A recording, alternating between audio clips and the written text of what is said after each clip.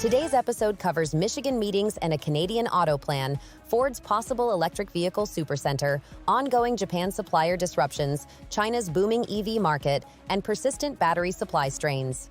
Welcome back to Autonews Daily. I'm Leah Morgan. Let's dive into today's headlines. First up, the global automotive supply chain is still feeling pressure as suppliers in Japan continue to struggle.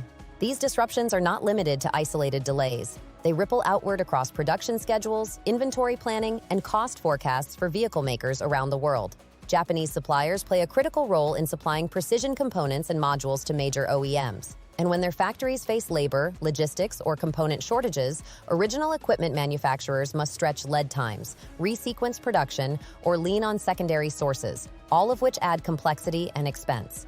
For automakers that have optimized tightly for just-in-time delivery, these shocks expose the limits of that model and force difficult choices about where to build resilience, whether through higher inventories, dual sourcing, or reshoring some production, each of which carries strategic and financial trade-offs. This strain in Japan also highlights a broader structural challenge for the industry: the interdependence of regional supply networks. Parts designed and validated in one country are often manufactured in another and assembled elsewhere, so a local disruption becomes a global headache. The immediate effects show up as vehicle delivery delays and constrained output for specific models, but the downstream consequences can reshape supplier relationships and investment plans. Expect buyers and procurement teams to press suppliers for greater transparency on capacity and risk, and for OEMs to weigh longer lead times against the cost of cushioning their supply chains. In short, this is not a single bump in the road. It's an ongoing stress test of how adaptive and diversified supply networks truly are. Turning to Michigan, Ford is reportedly considering an electric vehicle supercenter in the state, a move that would deepen the company's investment in EVs and the surrounding ecosystem. A supercenter of this kind could combine design, production, customer experience, and service capabilities under one roof, signaling a strategic shift towards centralized, high-capacity hubs tailored for electric vehicles. For the region, the proposal would be meaningful. It would create demand for local suppliers, increase the need for a trained EV workforce, and potentially attract ancillary businesses focused on batteries, charging infrastructure, and software. The possible Ford Supercenter underscores how automakers are evolving their manufacturing footprints to support electrification. Centralized EV facilities can streamline the integration of battery packs, power electronics, and software systems while offering a showcase for consumer-facing experiences that are different from traditional dealerships. For suppliers, the move could open new opportunities to co-locate or to qualify products for a tighter, EV-focused supply chain, but it could also raise the bar for standards, costs, and lead times. The degree to which Ford proceeds will depend on several factors that remain fluid, including incentive environments, access to skilled labor, and the availability of battery cells and components. Meanwhile, China's electric vehicle market continues to grow quickly, and that growth presents significant opportunities for foreign automakers that can effectively navigate the market. China has matured from a nascent EV market to one of the world's largest and most competitive arenas, with strong local OEMs, a dense charging network, and consumers accustomed to rapid product cycles and advanced features. For foreign brands, success in China requires a clear value proposition, competitive pricing, and often partnerships or localized strategies that account for unique customer preferences and regulatory expectations. The opportunity is tempered by fierce local competition and accelerating innovation from domestic players, particularly on software-defined features and battery efficiency. Foreign automakers that bring distinctive technology, brand cachet, or premium experiences may find niches, while others must adapt product lines to local tastes or explore joint ventures and local manufacturing to reduce costs. China's scale also offers advantages for sourcing and learning curves, which can lower development costs globally if automakers can tap into local supply chains and talent pools.